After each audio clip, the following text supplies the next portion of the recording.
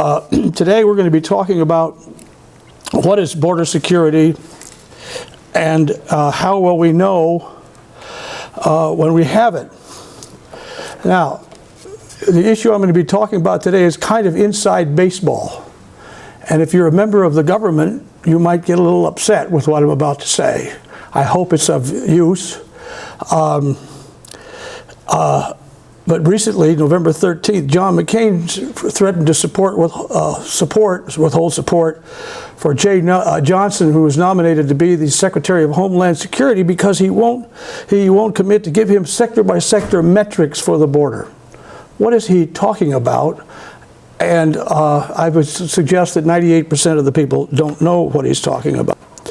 Now, it was interesting, back in 2003, on Meet the Press, John McCain said that the people would fully understand that we cannot protect our own borders. We have to go where the terrorists are. In other words, if we had a perfect protection and that we knew who was coming in and we could stop the ones we didn't want to have come in, we wouldn't have to go overseas to take care of them over there, I don't think.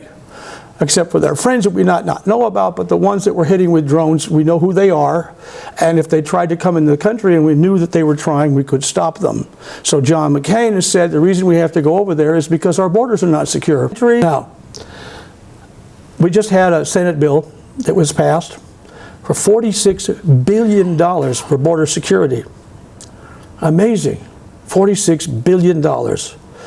750 miles of fencing. Oh, I heard that before. We're supposed to have 700 miles of fence back in 2006. $46 billion for more Border Patrol agents. Now, we have figured that they're going to have 40,000 Border Patrol agents, and it might get the arrests down to 40,000. That means one agent catches somebody once a year. This is not an exciting job. So, now, Senator Cornyn said, without a coherent strategy or metrics to measure results, this could be one of the most massive wastes of federal money in the history of the government. Now, Drucker said, the man who invented management, said, if you can't measure it, you can't improve it. How do you know it's improving? How do you know that? Well, this metric thing that John McCain said right at the outset, I said, he wants metrics from the DHS, otherwise he's not going to vote for Jay Johnson. Oh, that's interesting. What do they mean by that? Oh, 2007, when Senator Elizabeth Dole, was debating the amnesty, the last few minutes of the amnesty, she actually got up, and it's not here. She said, we're supposed to build 700 miles of fence on the border. We've only built 2 miles. You know where she got that 2 miles? American Border Patrol. We had published it earlier that month.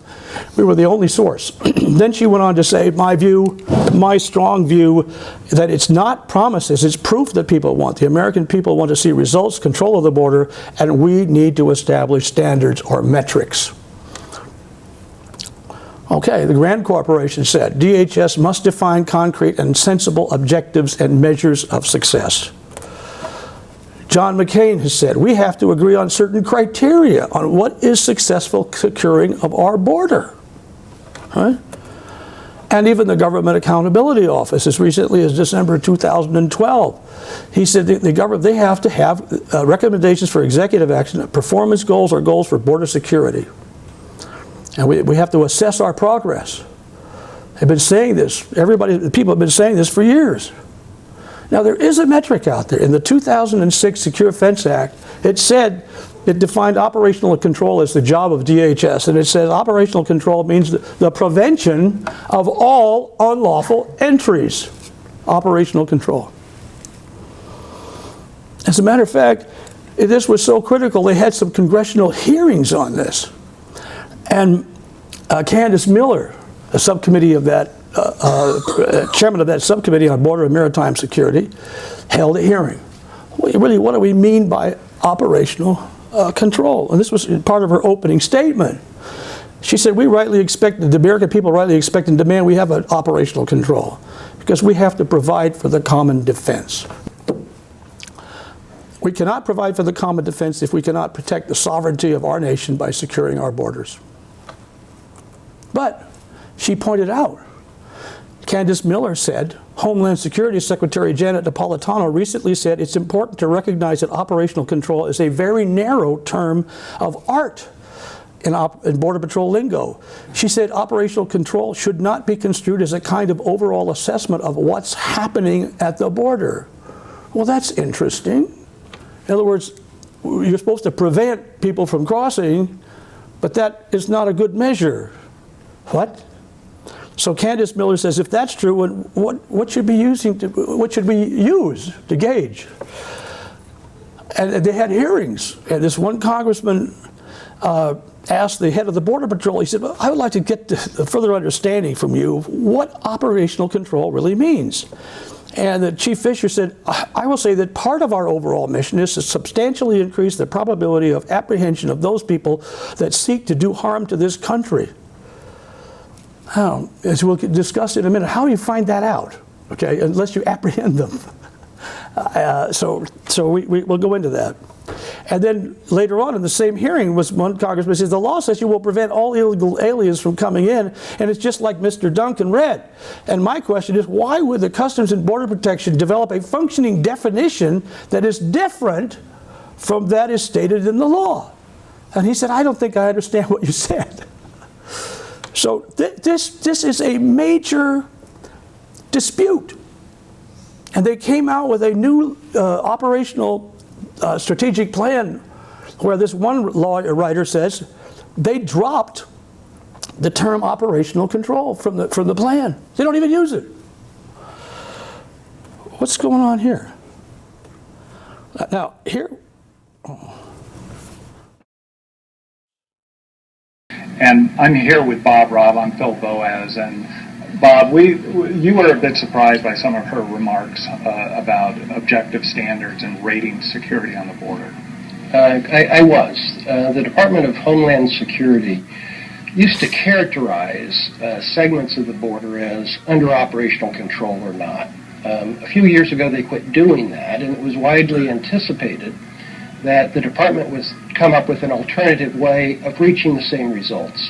Secretary Napolitano seemed to indicate that that wouldn't be the case, that instead the department would just come up with a variety of independent variables and just leave those to their own standing, rather than looking at them and trying to come up with an overall characterization of how secure the border or segments thereof happen to be.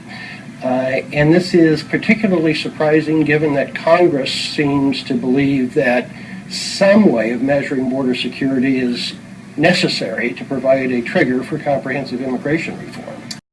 Now, for those who don't know, the Arizona Republic is a liberal kind of open borders magazine, newspaper. And here are their editorial writers pointing out that somehow the Department of Homeland Security has dropped the whole idea of measuring how well they're doing. Now, this is the effective control used by CBP. Stay abreast of current cross-border violations. What does that mean? How can you measure that? Maintain situational awareness. How do you measure that? Okay? Classify each situation. Respond to these situations with an appropriate law enforcement resolution. Sounds good, but how do you go out and measure it? Now, if you apprehend somebody, then you can determine the identification, the level of threat, and the appropriate law enforcement application. In the Senate bill, they define effectiveness rate as the number of apprehensions and turnbacks, okay, divided by the number of illegal entries, right? So you have the number of illegal entries is key. And the guy who used to run GAO, he said, you have a number of apprehensions, but you don't know how many people crossed. You have a numerator and denominator. You have to have the denominator to judge performance. So very questionable. How secure is the border right now? According to a GAO report, the effectiveness rate is the apprehensions plus turnbacks divided by the total number of known entries. This GAO report was an embarrassment. The GAO took the numbers directly from the Border Patrol, and the number of known entries does not include those they didn't see. So if you snuck past the Border Patrol and they didn't see it, that wasn't included in the effectiveness rate. And also, when they gotaways and different things, they use sign cutting. In other words, looking for footprints. The idea of using that for an accurate count of anything is outrageous. So, but in a recent report by CFR, May 2013, they say the apprehension rate is 40 to 55%. I'll jump through this. A test by the Vader radar system said the apprehension rate was closer to 49%.